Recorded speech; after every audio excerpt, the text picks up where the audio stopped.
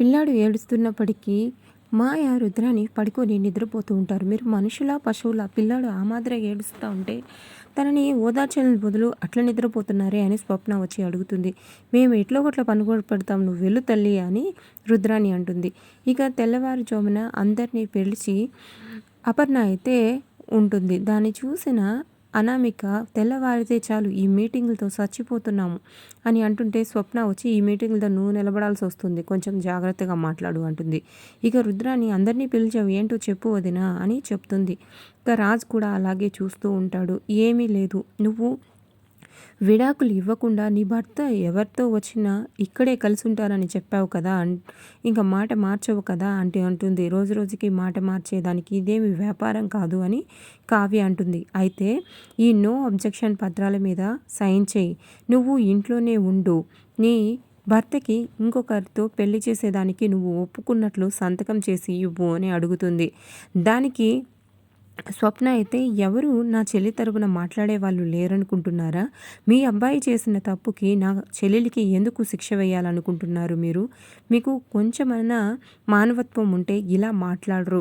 మీ కొడుకు స్వార్థం ఆలోచిస్తున్నారు తప్ప మీ కోడలికి అన్యాయం జరుగుతుంది అని ఒక్క క్షణం కూడా ఆలోచించట్లేదు అని గట్టిగా అడుగుతుంది. ఇక కావ్య అయితే మా అత్తయ్య ఏం చేసినా వినేటట్లు లేరు, ఇక నేను సంతకం చెయ్యకపోతే ఇంకొకలాగా మాట్లాడచ్చు అని అనుకుంటూ ఉంటుంది. ఇక రాజు వాళ్ళ నాన్న అయితే అపర్ణ నువ్వు ఏం చేస్తున్నావో నీకు అర్థమవుతుందా? కావ్య జీవితాన్ని నాశనం చేస్తావా అని అడుగుతుంది. లేదు, నా కొడుకు జీవితానికి న్యాయం చేస్తున్నాను అని చెప్తుంది. ఇక నేను సంతకం చెయ్యకపోతే మా అత్తయ్య ఏం చేస్తుందో ఏమో తెలియదు అని కావ్య రాజు వైపు చూస్తూ ఏడుస్తూ వెళ్ళి సైన్ చేస్తుంది.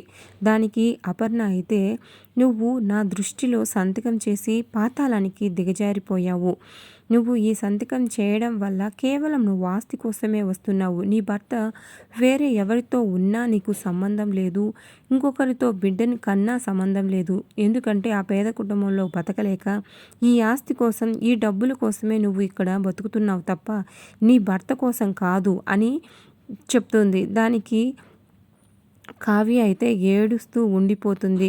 ఇక ఏం చేయాలో అర్థం కాక మౌనంగా అందరూ ఉండిపోతారు. నెక్స్ట్ ఎపిసోడ్లో అయితే నువ్వు ఏం చేయాలనుకుంటున్నావమ్మా, సంతకం చేసే ముందు కొంచెం ఆలోచించాలి కదా అని రాజు వాళ్ళ నాన్న అనడంతో లేదు మామయ్య, నేను ఏం చేయాలో అదే చేస్తాను, దీని గురించి మీరు ఏం పెద్దగా ఆలోచించకండి అని అయితే కావ్య చెబుతుంది. ఇక నెక్స్ట్ ఎపిసోడ్లో ఏం జరగబోతుందో మనం వెయిట్ చేయాల్సిందే. కొనిదెల వారమ్మాయి నిహారిక యాంకర్గా, నటిగా మంచి గుర్తింపు తెచ్చుకుంది.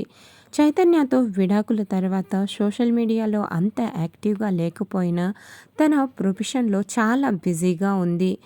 ఎప్పుడెప్పుడు ఏ ఛాన్స్ దొరికినా కానీ ముందుకు దూసుకు వెళ్తుంది. ఇక కొంచెం టైం దొరికిన ఫ్యామిలీతో గడిపే నిహారిక తన తండ్రితో డేట్కి వెళ్ళాను అంటూ ఒక ఫన్నీ వీడియోనైతే షేర్ చేసింది. ఆ వీడియోలో చిన్న పిల్లల్లాగా ఇద్దరు కొట్టుకోవడం అందరినీ ఆకట్టుకుంటుంది. మీరు ఎప్పుడు ఇలానే కలిసి ఉండాలి అంటూ నెటిజన్లు సైతం కామెంట్ చేస్తున్నారు. ఈ వీడియోపై మీ ఒపీనియన్ని కూడా తెలియజేయండి. నా వీడియో మీకు నచ్చినట్లయితే లైక్ చేయండి, షేర్ చేయండి, కామెంట్ చేయండి. ఇలాంటి మరిన్ని అప్డేట్స్ కోసం మన ఛానల్ని సబ్స్క్రైబ్ చేసుకోండి. Thanks for watching my channel.